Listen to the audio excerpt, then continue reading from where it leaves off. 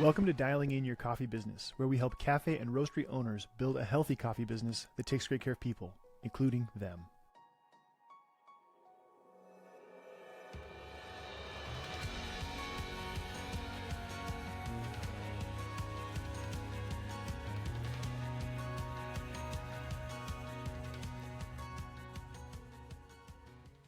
I'm Michael Ryan. I'm a certified business coach and a consultant that helps cafe and roastery owners build healthy coffee businesses that take great care of all of the people, including the owners. On today's episode, we're unlocking one of our most important foundational frameworks. If you've watched the episode previous to this, where I explain what a foundational framework is, you'll remember that it is a word, it's a term that we use to describe mental models or mental maps. These are first principles, meaning they are universally true. They have always been true. They will always be true because they are grounded in things like natural laws or paradigms. A lot of times a foundational framework is a worldview and or an underlying assumption that we have. And when I say underlying, it usually means that it's subconscious. We don't actually realize we have this assumption, and yet it shows up again and again and again. Carl Jung said, until we make conscious the unconscious, it will forever rule our lives and we will call it fate. This exercise is not just philosophical in nature. Part of the reason this is part of our one-on-one coaching curriculum is because I need cafe and roastery owners to be able to clearly identify their underlying assumptions and bring them into consciousness so that we can address them and decide if they are true and decide if they are in fact useful. The foundational framework we're covering today is actually based on an ancient logical fallacy. So it would most accurately be described as a first principle. By first principle, we mean something that has always been true and always will be true. We call this foundational framework the False Dichotomy Foundational Framework. And if you have studied logical fallacies at all, this name will be familiar to you. But to nutshell it, kind of describe what I'm talking about really quickly, in this episode, we'll be discussing what a false dichotomy is, how to identify them in real life, and what you can do when you realize you or somebody else is operating inside of a false dichotomy. Before we begin, I'd like to mention that this podcast is an extension of our coaching and consulting.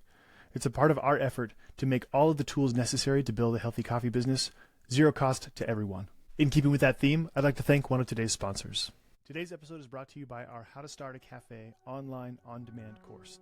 If you've ever dreamed of opening up a coffee shop, this 12-module course will take all the guesswork out of the process. The course is taught by Maxwell Mooney, and he distills everything he learned from opening up multiple coffee shops into this course.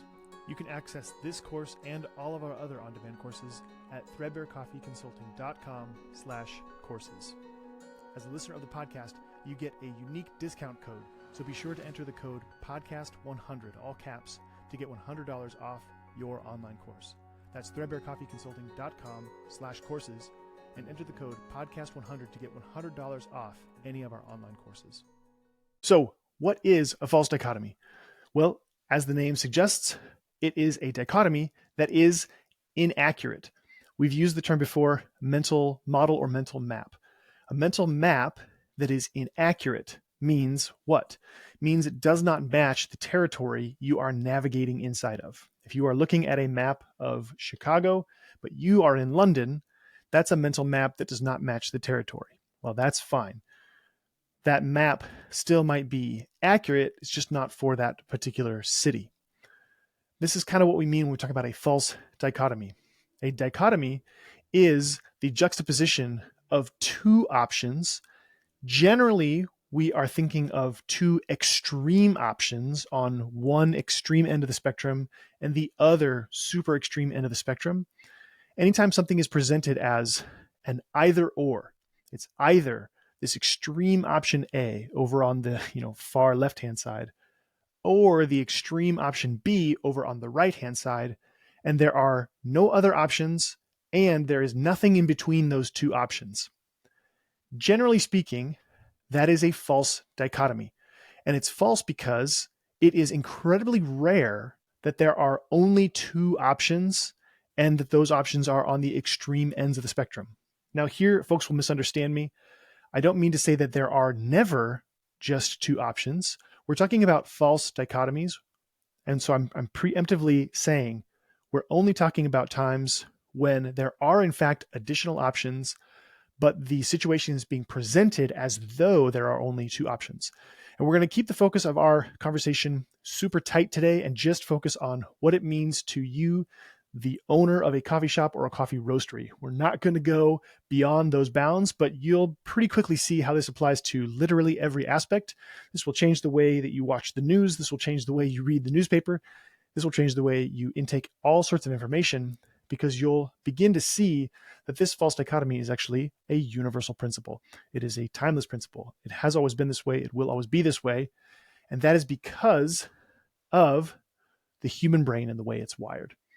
So hopefully you understand what a false dichotomy is. False meaning it's not accurate, and dichotomy meaning only two options are being presented as available, and they're generally quite extreme ends of the spectrum. And it's being presented as though there are no additional paths, no additional options, just option A, extreme left, and option B, extreme right. And I mean directions, not political parties. This is a first principle. It's a timeless principle because it is a function of how the human brain works. And here I want to pause and emphasize, false dichotomy thinking is a default function for how the human brain works. And this is a point where people will say, oh, you're not a neuroscientist. I realize that. However, I am still going to point you towards this universal timeless truth that the human brain is only about 2% of your body's weight, but it consumes 20 to 30% of the calories you consume each day, and about 20 to 30% of the oxygen your body needs, and about 20 to 30% of the blood flow of your body. All that to say, it is disproportionately metabolically hungry. I've heard certain neuroscientists call the human brain the most energy hungry organism in the known universe. The energy hungry brain is an important principle. It's another universal timeless principle. It's a first principle. The energy hungry brain is an important principle to understand because it will make clear a lot of other things that are at play. Specifically, we're just going to apply that to false dichotomy thinking. But you need to understand that the human brain is incredibly metabolically intensive. It's very energy hungry, which means it's always trying to conserve calories. Your brain is always trying to conserve energy. That is why false dichotomy thinking is actually the human brain's default. We want to simplify things. We want to break them down into either or equations. And that's why we have false dichotomy thinking so prevalent in our society today. But honestly, it's been a thing since time immemorial. It's because of how the human brain works. It's a little bit like a light switch. So here I'm giving you a mental model to understand how the human brain likes to work. It likes to be either fully on or fully off. That's less energy intensive than being more like, say, a dimmer switch where there's, fully on and then a myriad of options to the other end of the spectrum, which would be fully off. It is cognitively demanding to think in sliding scale terms so that we can accurately assess whether or not there are additional options available to us. It costs a lot of calories, and your brain does not want to burn those calories. This is not about open-minded versus closed-minded. This is about critical thinking being metabolically intensive, and the human brain does not actually want to do it.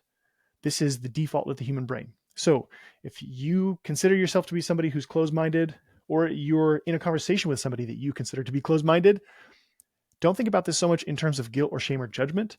Think about it in terms of this is the human brain's default, unless we actively do something to change that, unless we actively do otherwise. Most people, you'll find, think generally in either or terms. Things are either right, wrong, good, bad, black, white, etc., etc.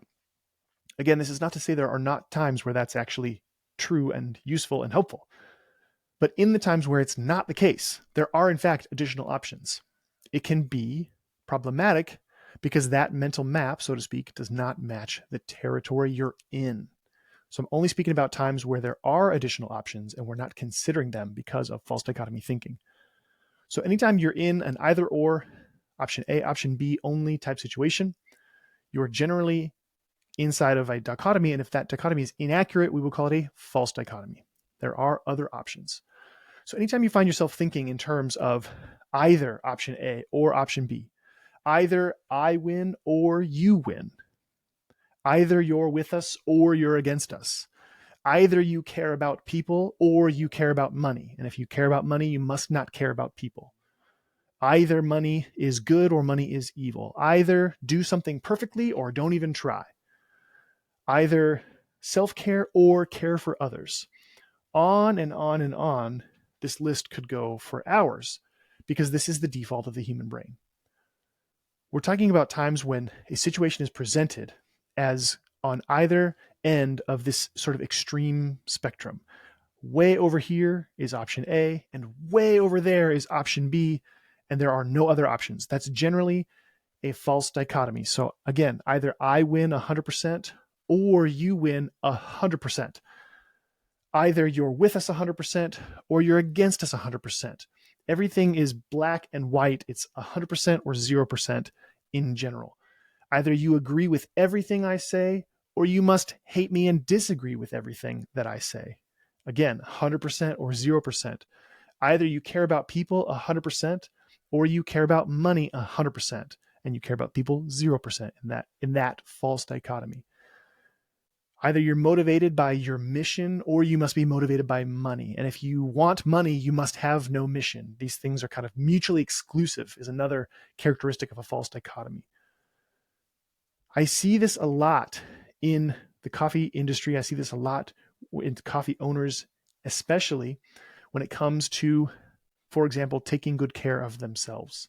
A lot of owners will say things like, I don't want to practice self-care because that's selfish. That's another version of false dichotomy thinking. When owners say, I don't want to do self-care because that's selfish.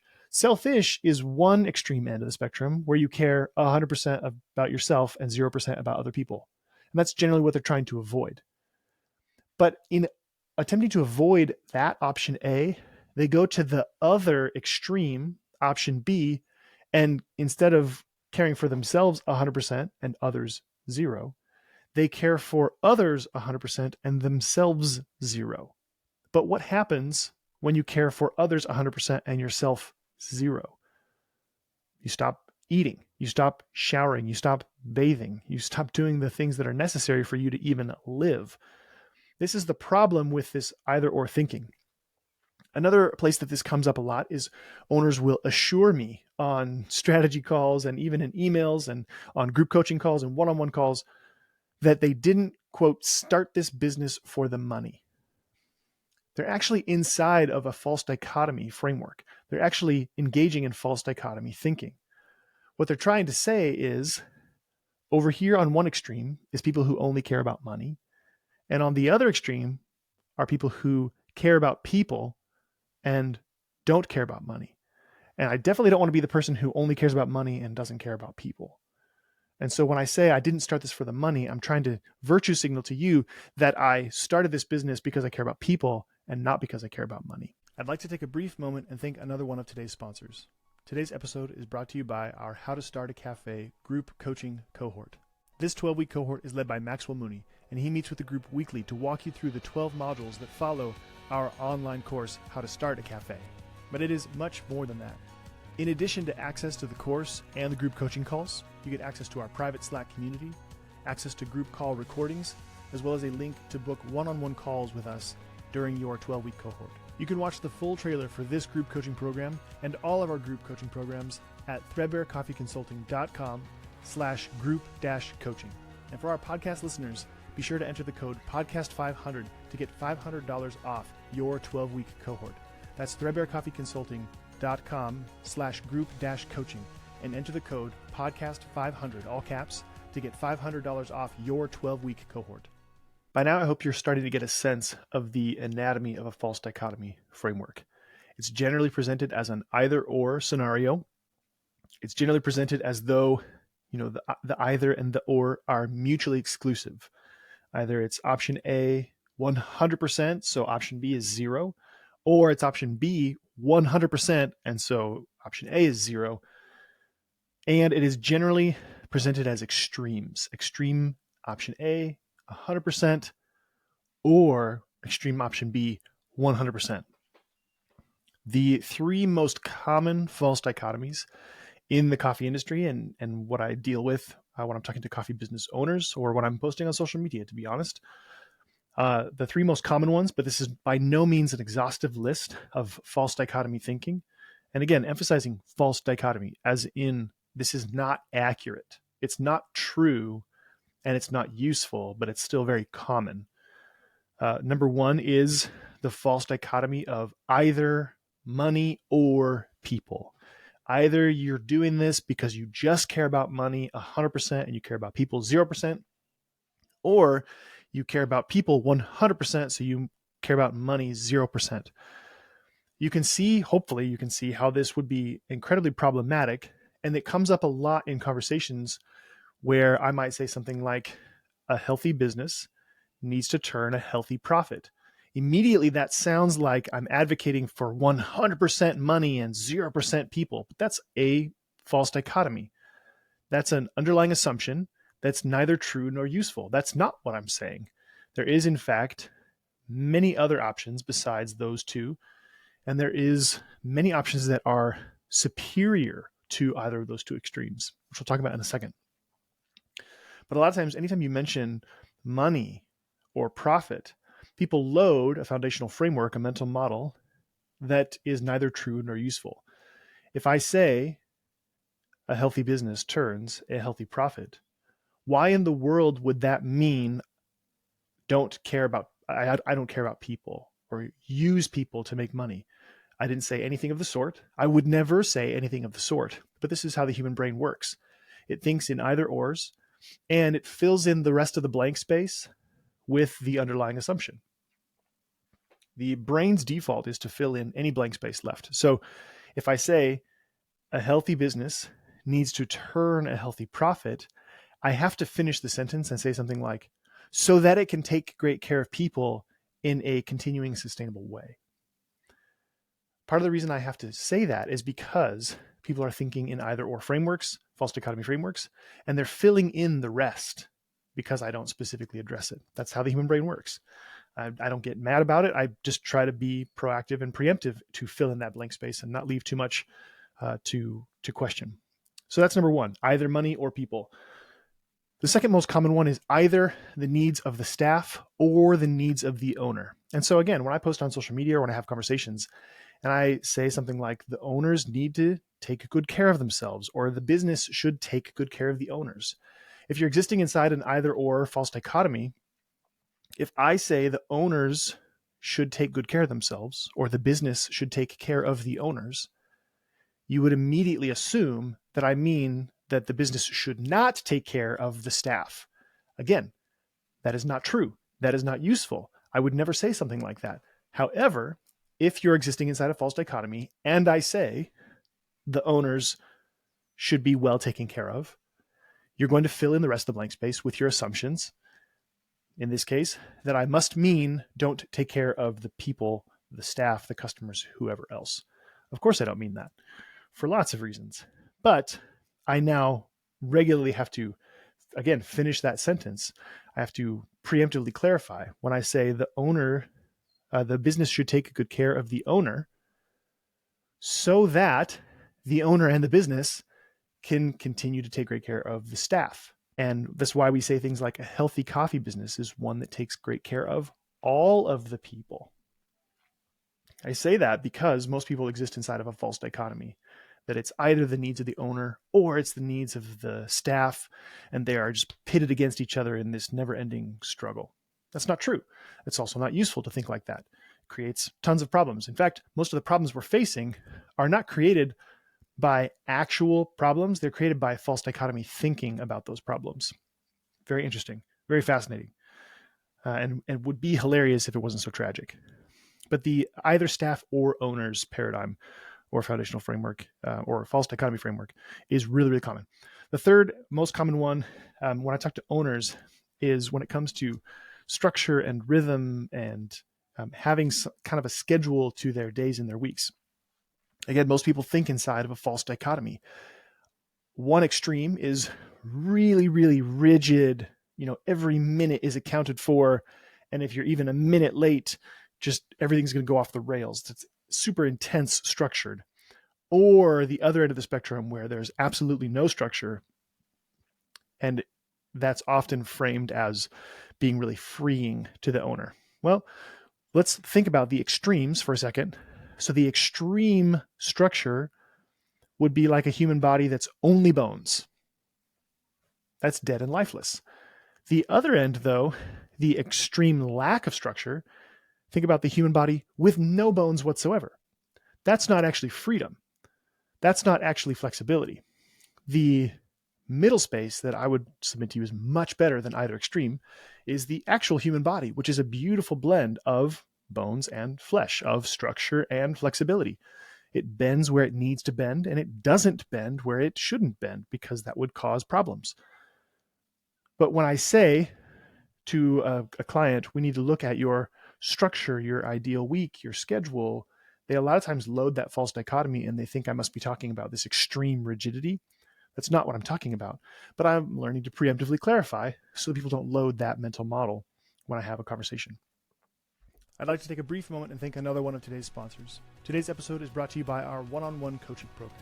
Whether you're in the startup process or you've already opened up your cafe and roastery, our one-on-one coaching program is for people who are ready for a personalized touch and a proven process to follow. This 12-month program takes you through 3 major phases where we make sure you as the owner are flourishing, we make sure the business is flourishing, and finally we make sure the staff is flourishing. Not because staff is least important, but because this is the only process that actually works. When you join one-on-one coaching, you get access to all of our group coaching materials, including recordings and the private Slack community. In addition to that, you get a standing one-on-one meeting with us where we walk you through how to ensure that you are flourishing as the owner, how to ensure your business is flourishing, and of course, how to ensure your staff is flourishing. For one-on-one coaching, we prioritize people who have taken our courses and or joined our group coaching, but you can always reach out to us and schedule a strategy call so that we can be helpful and see if one-on-one coaching is a good fit for you. Just go to our website, threadbarecoffeeconsulting.com, and click the link to book a strategy call. So we've talked about extreme option A versus extreme option B, but what about the third alternative? You may have heard that phrase, and there is a couple problems with just calling it a third alternative. And that is because, if you're watching this, this will be a little bit more clear. I'm generally thinking along the lines of a spectrum, okay, like a flat line from left to right, with extreme option A on one end of the spectrum and extreme option B on the other end of the spectrum. The problem with a lot of third alternatives is they're not very creative. And what I mean is they are in the middle, but they're on that same level. They're not option A, they're not option B. They are an option C, a third alternative, but they're still on the same spectrum line. By that, I mean they are no better than the extreme option A or the extreme option B. This is most clearly outlined in an example of win-lose thinking. I mentioned earlier that one false dichotomy is I win 100% or you win 100%.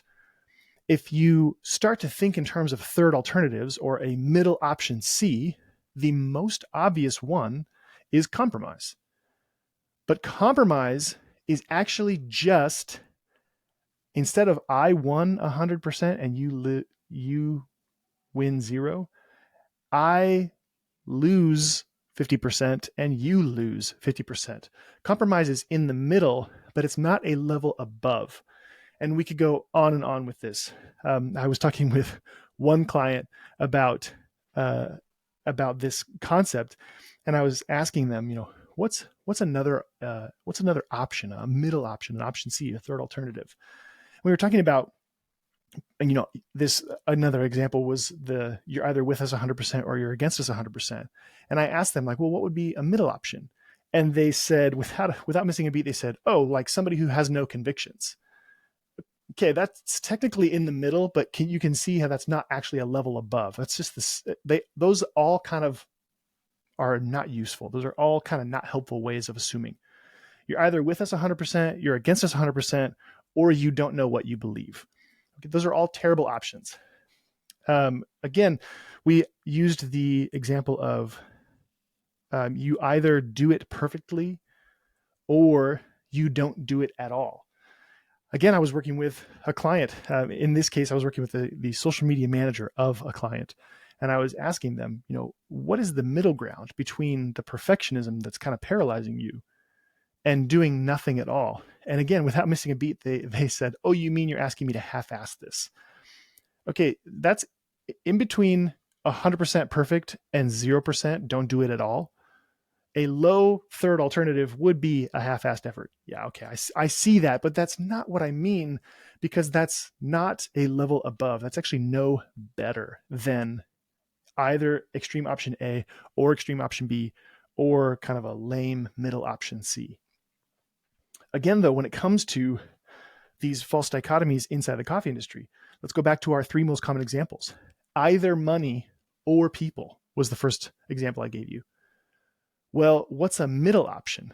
If you're thinking only in terms of something that's in the middle but no better, you could think of a person, maybe an owner, who is inconsistent, or they flip-flop between, sometimes they seem to care about people and sometimes they seem to care about money. Well, at least the people on either ends of the spectrum are consistent. This person, they just seem to go with whatever they're feeling that day or whatever whim suits them. Okay, that's in the middle, but that's not a level above.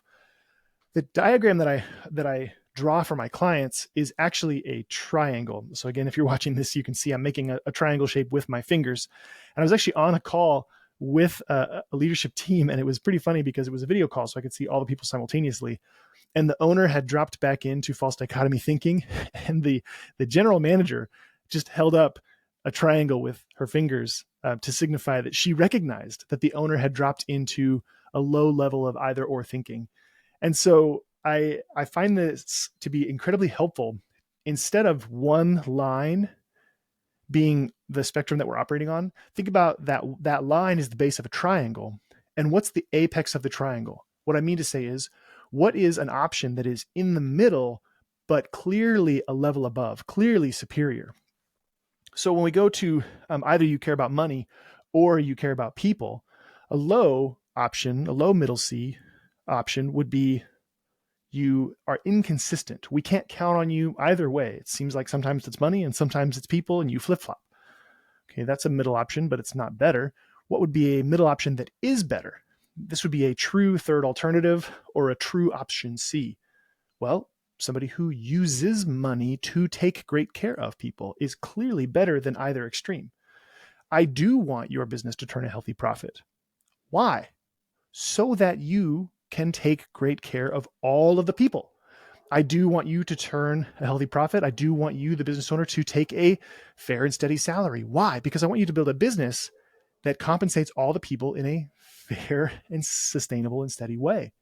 So we're not talking about this low option C. We're talking about a high option C. The second example I gave you was that it's either the needs of the staff or the needs of the owner. The middle option C, and I have actually seen this I think is actually the most common, is that everybody's miserable. Neither the owner nor the staff are flourishing. The staff thinks the owner's flourishing. The owner thinks the staff should be more grateful and appreciate everything that's going on. And everybody's actually miserable. Well, that is in the middle, but it's not any better than either extreme option A or option B. So it is a third alternative, but it's, again, not superior. Well, what would be a middle path that is obviously superior to either the needs of the staff or the needs of the owner? Of course, it would be both the needs of the staff and the needs of the owner are being met. And a lot of people would say, well, that's not possible. To say that's not possible is false dichotomy thinking. You're trapped inside of an either or foundational framework, an either or set of thinking. It's not true, and it's not useful to think that way. That is a mental map that does not match the territory. It's absolutely possible for both the owner and the staff to flourish. In fact, it's necessary that both the owner and the staff flourish. And if you want just one example of why it's necessary, think about prioritizing the needs of the staff, baristas, production staff, those kind of folks. Okay, but the owner is miserable. Okay. Have you ever been a staff member working for an owner who's miserable? I have. What was it like? It was miserable. Decent, conscientious people do not enjoy working for somebody who's clearly miserable. So in a weird turn of events, prioritizing the needs of the staff and treating it as an either or, in a weird turn of events, it actually hurts the staff. The same is true with kind of another version of this false dichotomy where it's either the people or the business. We prioritize the needs of the people and you don't allow the needs of the business to carry any weight. What ends up happening? The business is not well taken care of, and so the business ends up hurting the staff. Several examples would be the business can't afford to give people raises, even if it's fair. The business actually just shuts down because there's no money left in the bank account. And so nobody has a job anymore. You can see why this either or thinking is problematic. And these are examples where trying to take only care of the people and not care of the owner or the business actually ends up hurting the staff and the people. The third and final example I gave you was rigid structure versus flexible freedom. Well, on one end, it's rigid structure. On the other end, it's actually pure chaos. Flexible freedom would be the middle option C. And what's helpful here is this both and thinking is important. It's not rigid structure. It's also not pure chaos. It is flexible freedom, but it is first structure and then flexibility. And here is one of the powers of a false dichotomy framework and unearthing it, uncovering it, is it helps us to understand what the course of action is. A lot of times it's not either or, it is both and, but it is first one and then the other to achieve the both and balance. Let me tell you what I mean. If I'm working with a one-on-one client, I want both the owner and the staff to flourish. I want 100%. I will not settle for, one wins, the other loses, or, the owners win and the staff loses. I also will not settle for compromise. I'm looking for a true win-win scenario where it's 100% the owner flourishing and 100% the staff flourishing. And do you know the only way to get there? The only mental map that actually goes there is to prioritize first the owner flourishing and then the staff flourishing. Not because the staff is less important, but because that's the only path that actually gets you from point A to point B. Because when we prioritize the staff, or even if we prioritize the business, but we leave out the owner gets overwhelmed, the owner gets burnt out, and then everything collapses and either the business just goes out of business or the owner burns out and is miserable. The staff is doing okay sometimes, but then they see the owner kind of self-destructing over here because we didn't take good care of the owner first. It is just like on an airplane when they say, put your own mask on first. Why do they say that? Because if you pass out, then you are not just unable to help people, you're actually in the way. You're actually a liability. You don't go from asset to neutral, you go from asset to liability. If the owner does not flourish, they become a liability to the staff. So in a crazy counterintuitive twist of events, this is what actually happens. This is the mental map that matches reality. The owner has to flourish first so that the staff can flourish. The bullseye of the target is both and, but it is first the owner and then the staff, because the owner needs to put their own mask on first, like on an airplane that just lost pressure. A very counterintuitive, probably unlikely to be popular way of looking at this, but I've learned that that is the mental map that actually matches the territory. That is the mental map that actually takes us from point A to point B. Because I agree that the current point A is that generally neither the owner nor the staff are flourishing. People who think the owners are flourishing and the staff are not, they're staff members, and they don't talk to very many owners. If you talk to as many owners as I talk to, I think you would begin to see that neither the staff nor the owner are flourishing. That's the worst possible middle option. So we do want both the owner and the staff to flourish, but it is first the owner and then the staff, because that's the only path that actually gets us to where we all want to go, which is where everybody is flourishing, where the healthy business does in fact take great care of all of the people. And I do include the customers and the producers and everybody, but I tend to focus on working with the business owners because they're the ones who can actually modulate and move to build a healthy coffee business that takes great care of people. One of the benefits, one of the powers of a foundational framework like this one is, number one, that it's self-evident.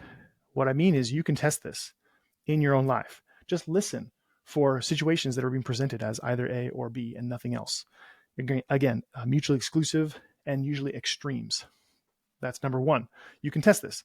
Number two is you can't unhear this, which I love. I love foundational frameworks because all I have to do is teach them, and you can't unlearn this. You will see this everywhere just because you watch this or listen to this. And third and finally is becoming aware of this false dichotomy framework, especially the diagram or the fingers that make the triangle, the middle option C that's a level above. It will trip a circuit in your brain to begin scanning the environment for creative middle option Cs, or third alternatives, as it's sometimes called. I love this, that the brain will actually start scanning the environment. If you assume there's only option A or option B, if you assume it's either money or it's people, so, well, we're all going to choose people because we're in the coffee industry, and that's just how it goes. If you assume it's either staff or owners, well, everybody's going to, choose the staff because that seems like the moral thing to do. If you assume it's either rigid structure or flexible freedom, well, everybody's going to choose flexible freedom. If you assume those things, your brain will not look for a creative third alternative. If you don't believe there's anything else, then your brain won't go look for anything else.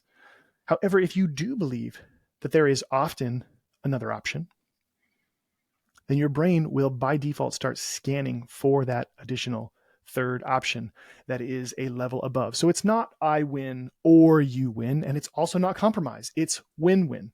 It's not you're with us 100% or you're against us 100%, but it's also not you have no convictions or you don't know what you believe. It's you have your opinions, I have my opinions, and I would love to have a respectful dialogue and treat my opinions as valid and treat your opinions as valid. It's not you agree with me 100% or you disagree with me 100%. It's also not you're indecisive and you must not know what you believe. It's I know what I think and I'm curious to see what you think. It's not caring about people or caring about money. It's also not being inconsistent and flip-flopping. It's using money to care for people well and building a healthy business that takes great care of all of the people. It's not being motivated by mission or being motivated by money. And it's also not mixed motives, which is usually used in sort of a denigrating, has sort of a negative connotation. How about you accomplish your mission while making money? How about you use that money to accomplish your mission? That is much better. It's not either the people are flourishing or the profits are flourishing. And it's also not a situation where neither the people nor the profits are flourishing. We want a business where both the people and the profits are flourishing. Which people? All of the people, not just some of the people. The list could go on and on and on. It's not do it perfect the first time. It's also not don't even try. It's also not half-assed effort. It's effective effort or strategic effort, as it's sometimes called. If you want to build a healthy coffee business that takes great care of people, including the owner, you cannot fall into either or thinking. It is the brain's default. It is actually easier for the brain to think this way. And it is neither true nor useful. We have to be cautious when it comes to things that are presented as either or situations. Just being aware that this is the brain's default will be very helpful. You'll be able to watch out for it, but you'll also be able to avoid judging yourself and others. But whenever you feel like you're presented with an extreme option A or extreme option B, or some sort of either or situation, just ask yourself, is there a superior option C? Now, we'll talk about this in a future episode, but the more emotionally charged something gets, the more quickly the brain will default into this type of thinking. This is called an emotional overload, or it's sometimes called an amygdala hijack, or an emotional hijack, or a limbic hijack. My favorite phrase, which we'll talk about in a future episode, is getting emotionally flipped. Emotionally flipped is something that happens when the logical kind of critical thinking part of our brain essentially goes offline and we default even more to either or thinking. Now, the reality is there are times where things are black and white. I'm not saying there are no times when things are black and white. If you think about it, to say that there is never black and white is such a black and white statement, right? Let's apply the false dichotomy framework to the false dichotomy framework. Anytime somebody says there's never, ever black and white, that is a black and white statement. So that can't be the case. However, recognizing when you're being presented with a false dichotomy, that is neither true nor useful is incredibly powerful. A lot of owners and staff members too, but this podcast is specifically for coffee business owners. A lot of owners deeply, deeply believe in the false dichotomy that it's either the business or it's the staff, or it's either the owner or it's the staff. The owners actually believe this, not just the staff. Many owners have believed a false dichotomy, especially when it comes to wages and the whole conversation about minimum wage. Now, this is a barbed wire topic, and we are actually going to intentionally dive into this in a future episode because we think kind of rethinking our assumptions about compensation is really, really helpful, especially as owners. But remember, I mentioned that when we think in terms of either the people flourishing or the profits flourishing, we often end up in a situation where neither the people nor the profits are flourishing. And one of the concrete examples of how complicated and destructive this can be is when we have conversations about paying more than minimum wage. A lot of owners will say, there's no way in the world I could ever pay more than minimum wage. Well, if we think in terms of that being impossible, then our brain, again, is not going to scan the environment for possibilities and options. But if we remember that the goal is for both the people and the profits to flourish, if the goal is to build a healthy coffee business that takes great care of all of the people, then being able to enter into conversation about wages and minimum wages and compensation and those kind of things, where it's actually better than either or, and it's actually better than the middle option, where both the people and the profits are flourishing. There's a lot of assumptions wrapped up in this conversation, but if you have ever found yourself as an owner complaining that you can't find good people, or you can't keep good people, or you hire good people, but they seem to just want to give the minimum amount of effort, examine that through the lens of something like minimum wage. Just the assumption that you cannot do it, it's an assumption. It doesn't necessarily match reality. The logic is something like, if you have 10 people on staff and they're all at $15 an hour, that's $12,000 every 2 weeks for payroll, not including payroll taxes, because that changes based on where you are. And so if you have 10 people and you give them all a 25-cent raise, that's $15.25 an hour. And now payroll's not $12,000, it's $12,200 every 2 weeks. Yes, that's technically increasing labor costs, but look at how much labor costs actually went up by $200. If you actually look at that with respect to your sales, that's probably going to be about a 1% increase in your labor percentage. But you're not just going to give people raises. You're going to look for other creative alternatives. For example, raising some of your prices so that sales keeps pace with wages. Also, just look at the research on productivity. People who are well compensated are more productive. Estimates range from about 20 to 25% more productive. 25% more productive means instead of scheduling 5 people, you schedule 4 people, and those 4 people are stoked about it. Again, taking good care of all the people. I don't just mean scheduling fewer people and screwing the staff. I mean scheduling and compensating in a way where all of the staff feels really, really well taken care of. We're looking for a middle option C that allows us to achieve something that's better than either alternative. There are many, many examples of this throughout history. And one of the things I like to do with my one-on-one clients when we're talking about foundational frameworks is to share with them some of the ancient wisdom and old philosophy and productivity research and even new neuroscience research surrounding these topics. This is not a new idea. The looking for the middle option C that's a level above everything else is a timeless idea. Socrates said, moderation in all things. The inscription at the Temple of Delphi says nothing in excess. What are they saying? Not extreme option A or extreme option B, nothing in excess. Seneca the Younger said it's equally faulty to trust everyone and trust no one. Extreme option A would be just trust everyone blindly. Extreme option B would be trust no one. And Seneca says it's equally faulty to do one or the other. There are many, many examples of people talking about avoiding the excesses. Blaise Pascal said there's 2 excesses: exclude reason and admit only reason. Benjamin Franklin said moderation in all things, including moderation. Victor Hugo in Les Mis said, beware of the extremes. Keep thyself equally distant from despotism and from anarchy.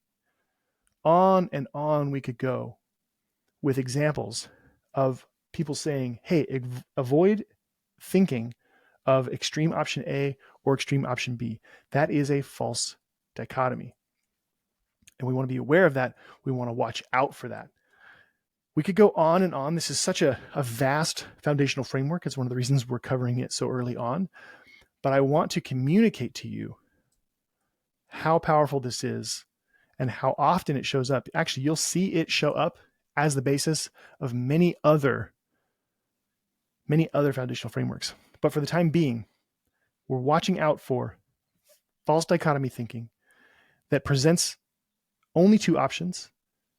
They're generally quite extreme, and they're generally mutually exclusive, either 100% this and 0% the other, or 100% the other and 0% this. Anytime you hear that, it should be a red flag. It should be kind of a red flare going up that you're being presented with a false dichotomy. You want to pause and assess if that's even true. It's not either money or people. It's both money and people. It's not either staff or owners. It's both staff and owners. It's not either structure or freedom. It's both structure and freedom, just like the human body is both structure and freedom. I hope you enjoyed our conversation today about the false dichotomy framework. If you're enjoying this podcast, please consider subscribing on YouTube. That's a great zero-cost way to support this podcast. In addition, please subscribe to the podcast on Apple and Spotify. And on both Spotify and Apple, you can leave us up to a 5-star review. Please check out our online courses, our group coaching, and our one-on-one coaching. That's the absolute best way to support this podcast. If you have any questions or topics you'd like us to cover or guests you'd like us to invite, please leave those in the comments section on YouTube. If you're not already following us on social media, we are at Threadbare Coffee Consulting on Instagram, and that's really the only platform we're active on. That's where I regularly post bite-sized thoughts on what it will take you, the owner, to build a healthy coffee business that takes great care of people, including you. The content we post on Instagram overlaps with the podcast, but it's generally distinct from anything we cover on this podcast. If you haven't already visited our website, we have a myriad of free tools and trainings for coffee shop and coffee roastery owners. Everything from calculating your cost of goods sold for both a cafe and a roastery, which is completely different, pricing, which again for a cafe and roastery is completely different, managing labor percentage in a way that takes great care of people, etc., etc. All of those tools and trainings are available at our website, threadbarecoffeeconsulting.com. Thank you so much for joining us for today's episode. And last but not least, thank you for your interest in building a healthy coffee business that takes great care of people, including you.